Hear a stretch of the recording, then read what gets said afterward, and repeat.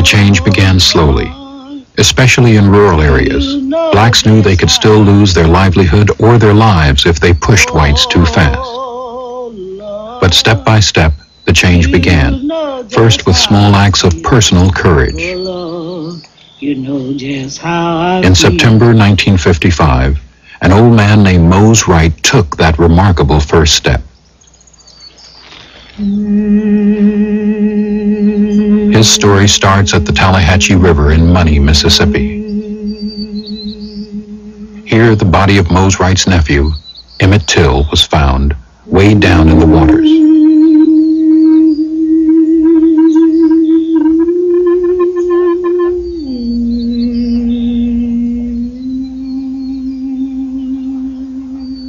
Two local men were arrested and charged with the murder. They were white. Emmett Till was black.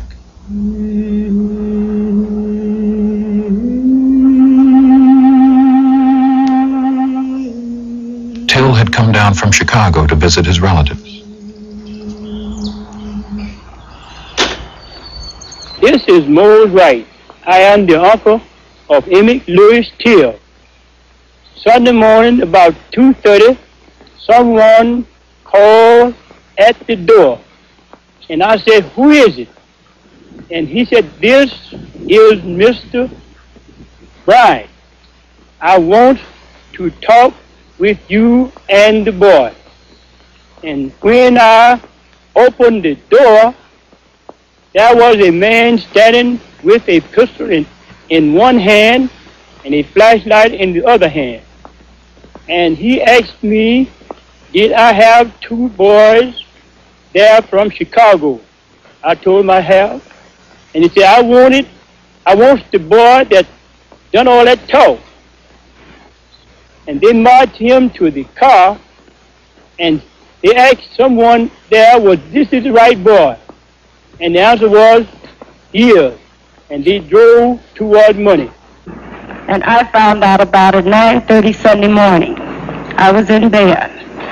I got up, called my mother when I got the news, because I had every decision I had ever made or every crack that I had ever been in, it took her to get me out of it.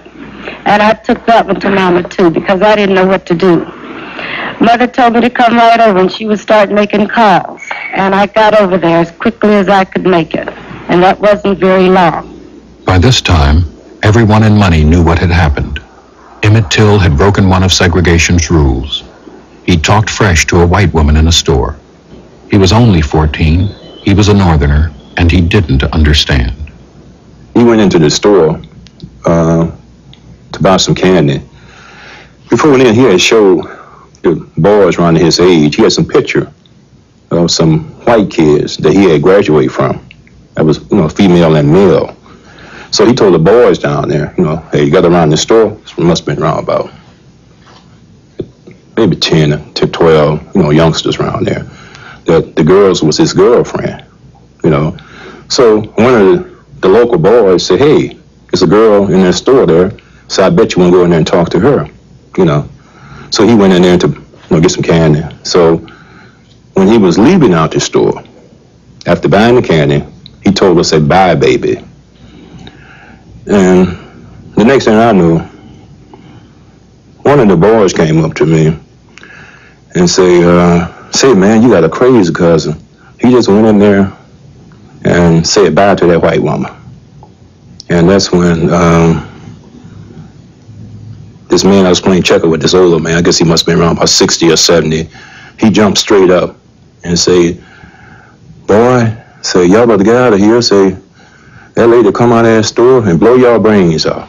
Wednesday, the sheriff came and told me they had found the body at Phillip and wanted me to go and identify the body, which I did. And we found the body with didn't have on any clothes at all. The body was so badly damaged that we couldn't hardly just tell who he was. But he happened to have on a ring with his initial, and that cleared it up.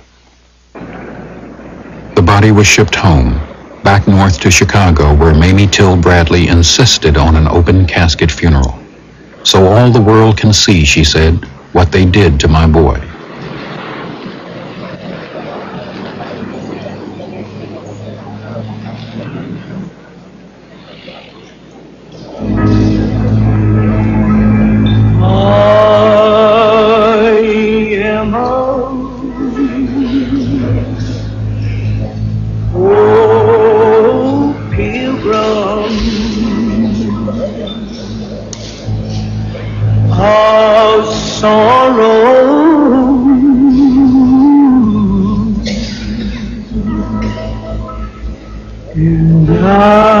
I'm left in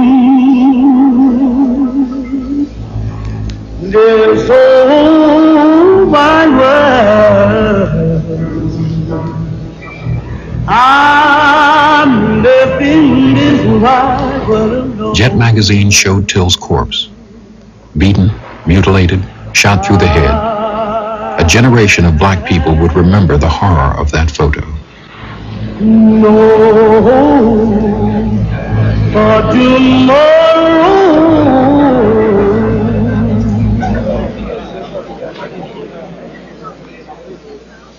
I believe that the whole United States is mourning with me, and if the death of my son can mean something to the other unfortunate people all over the world, then for him to have died a hero would mean more to me than for him just to have died. Roy Bryant, husband of the woman in the store, and J.W. Milam, her brother-in-law, were arrested for the murder of Emmett Till. The trial was held in nearby Sumner, Mississippi.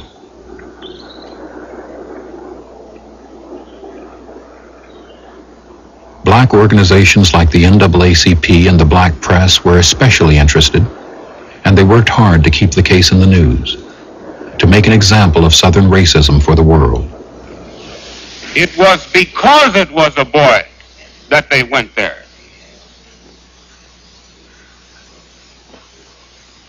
They had to prove that they were superior. They had to prove it by taking away a 14-year-old boy.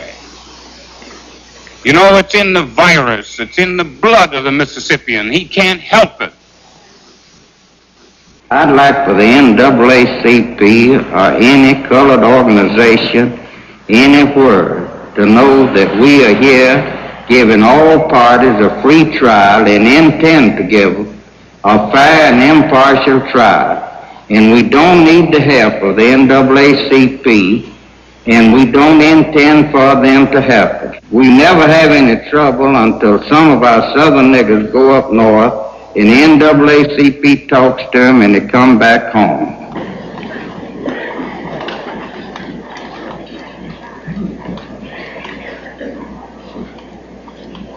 I had covered the courts in many areas of this country, but the Till case was unbelievable. I mean, I just didn't get the sense of being in a courtroom. It was, first place, segregated. The black press sat at a bridge table far off from the court, and the boy's mother came down. They sat her there at the bridge table with us. Plus, the United States Congressman, at that time, Diggs, he came down, and I was the one that got him in because the sheriff wouldn't let him in. He said to the deputy that he called over, he said, "This nigga here said there's a nigga outside who says that he's a congressman and he has corresponded with the judge, and the judge had told him to come on down and he would let him in." He said, but the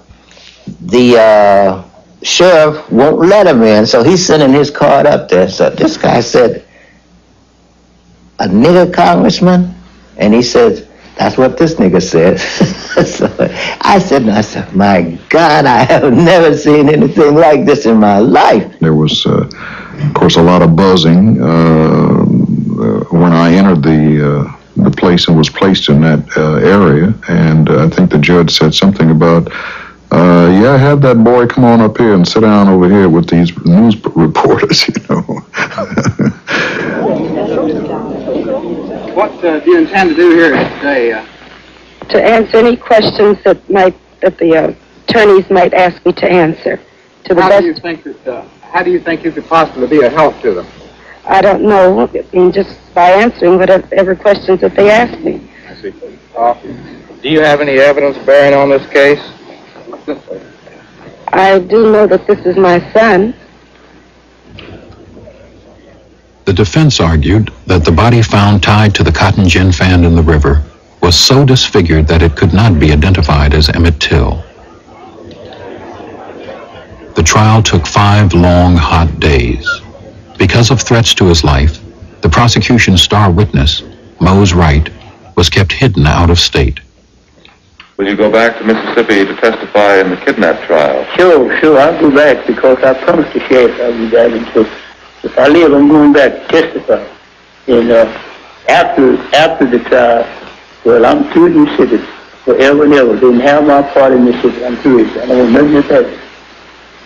At the time, I really didn't realize how brave my grandfather Mose Wright was, you know. But after I got older, I realized that he was a brave man. He was a mighty brave man to travel back down there, you know, among all those hostile peoples and testify and get him up in court and point his finger at a white man and accuse him of murder.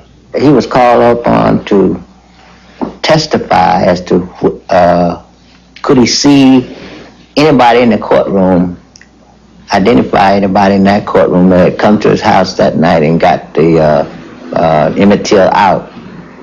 He stood up, and there was a tension in the courtroom, and he says in his broken language, "Dar he." Dar he, there he is. Other black witnesses came forward too.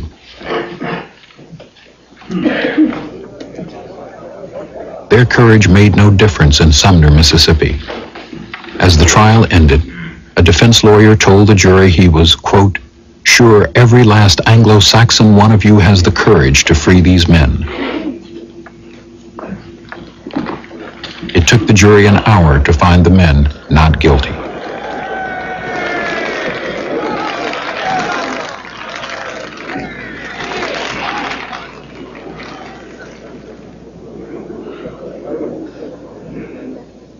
How do you folks feel now that it's all over? Roy, how about you? I'm just glad it's over with. J.W.? I am too. Mrs. Bryant, Feel fine. how about you, Mrs. Milam? Did you expect this verdict? Well, I was hoping for it.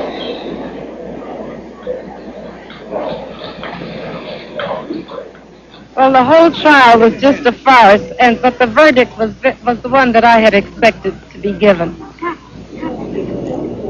Months later, Roy Bryant and J.W. Milam told their story of the night of August 28th for $4,000 to reporter William Bradford Huey. Milam was startled at the belligerent attitude, or the fact that young Till didn't appear to be afraid of him. Now, he'd gone and gotten him out of bed and had him in the back of the truck, and young Till never realized the danger he was in. I'm quite sure that he never thought these two men would kill him. And, or maybe he's just in such a strange environment, he just doesn't know what he's up against. And it seems, to a rational mind today, it seems impossible that they could have killed him. But J.W. Milam looked up at me and said, well, when he told me about this white girl he had, he says, my friend, that's what this war is about down here now. He says, that's what we got to fight to protect. And he says, I just looked at him and I said, boy, you ain't going to never see the sun come up again.